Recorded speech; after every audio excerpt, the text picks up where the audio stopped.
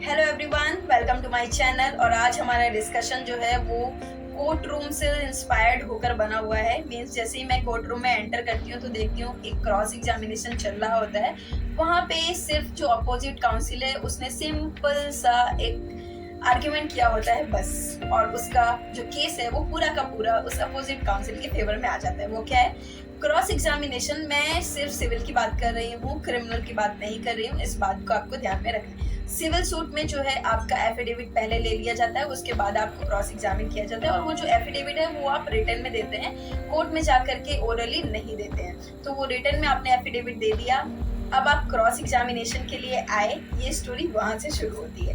तो क्या होता है, उस बंदे ने अपने एफिडेविट में तो बहुत अच्छी अच्छी चीजें लिखी होती है, सब कुछ अपने फेवर में लिखा होता है, सारे डॉक्यूमेंट्स को मेंशन किया होता है जो भी उसके फेवर में होते हैं। लेकिन बात ये होती है कि उसने प्लेंट में वो सारी चीजें मेंशन नहीं की होती। प्लेंट का मतलब समझ रहे हैं आप? जो सिविल सूट हमने फाइल किया है, जो एप्लीकेशन, सिविल एप्लीकेशन आपके लेमैन की लैंग्वेज में समझे कि कोर्ट में जो हम दे रहे हैं ना, हमारा केस शुरू करने के लिए एक जो एप्लीकेशन देते हैं उसको प्लेंट कहते हैं। वो जो है उसमें कुछ भी मेंशन नहीं किया होता है, तो वो सिंपल सा उसका आर्गुमेंट है कि जैसा ये तो इसमें तो मेंशन नहीं है, तो ये इस बात का एविडेंस भी नहीं दे सकता है, और जो भी इस एफिडेविट में लिखा हुआ है जो मींस बियॉन्ड द प्लेंट है वो रीड नहीं किया जा सकता है एज एन एविडेंस। और उसके लिए मुझे इनको क्रॉस करने की जरूरत भी नहीं है, और सारा का सारा मामला वहीं पे खत्म हो जाता है, क्योंकि सिंपल सा लॉ है। जो सूट से आप बाइंडिंग होते हैं, सूट मतलब जो प्लेंट में जो भी आप लिख दिए होते हैं उससे आप पूरा का पूरा बाइंड हो जाते हैं। उसके बियॉन्ड ना तो कोई आप एफिडेविट दे सकते हैं ना कोई एविडेंस दे सकते हैं। तो ये बात आपको ध्यान में रखनी है, और आपके एडवोकेट हैं उनको भी ध्यान में रखनी है कि जब भी कोई भी प्लेंट को ड्राफ्ट करें तो ये बात ध्यान में रखें कि कौन कौन सी चीजें हैं जो जरूरी हैं, ड्राफ्ट होनी चाहिए, वो सारी चीजें उसमें मेंशन करें। अदरवाइज बाद में प्रॉब्लम हो जाती है, क्योंकि बाद में अमेंडमेंट का आपके पास ऑप्शन है, बट वो फिर एक अलग लड़ाई हो जाती है, वो अलग से लड़ाई करनी पड़ेगी उसके लिए।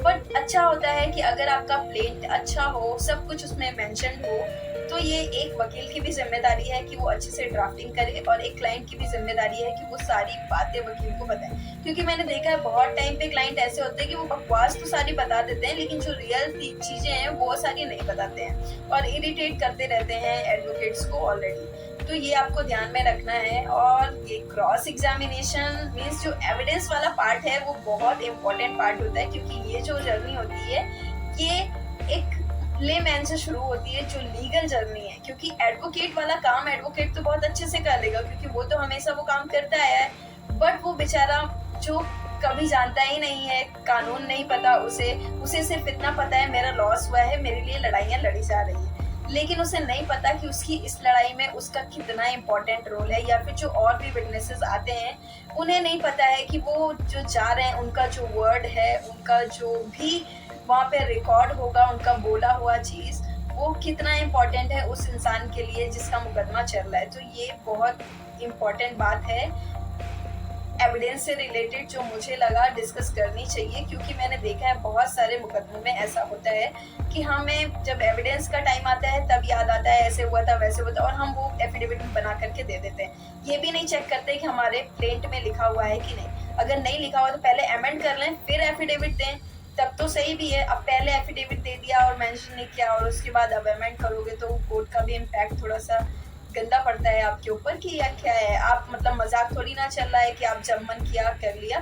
तो इसका मतलब एक सिंपल सा एक प्रिंसिपल है, आप जान लो कि जो भी आप उस सूट में लिख कर दे देते हैं, उस प्लेंट में लिख के दे देते हैं, जो प्लेंट है उसी से आप बाउंड हो जाते हैं। उसमें जो भी चीजें लिखी हैं कोर्ट के नजरिए से वही सत्य हैं, मतलब उसके आगे आप वही आपकी लक्ष्मण रेखा है, उसको आपको क्रॉस नहीं करना है, उसके अंदर रहते हुए आपको सब कुछ देना है। तो आपको देखना है कि आपकी लक्ष्मण रेखा के अंदर आपकी सारी बातें आ रही हैं कि नहीं आ रही हैं, क्योंकि उसके बाद यहाँ पे सीता नहीं है कि वो रावण उठा ले जाएगा, बट यहाँ पे आपका जो मतलब क्या पता आपकी जो प्रॉपर्टी है वो आपकी पुश्तैनी प्रॉपर्टी हो, और आपकी उस छोटी सी मिस्टेक से आपकी वो प्रॉपर्टी चली जाए, वो रावण तो नहीं बट अपोजिट पार्टी उठा कर ले जाए। ओके, तो ध्यान रखिएगा, मुझे लगा ये बताना जरूरी है इसलिए मैंने बता दिया, बाकी आपकी मर्जी है आपको क्या करना है क्या नहीं करना है। Okay, thank you.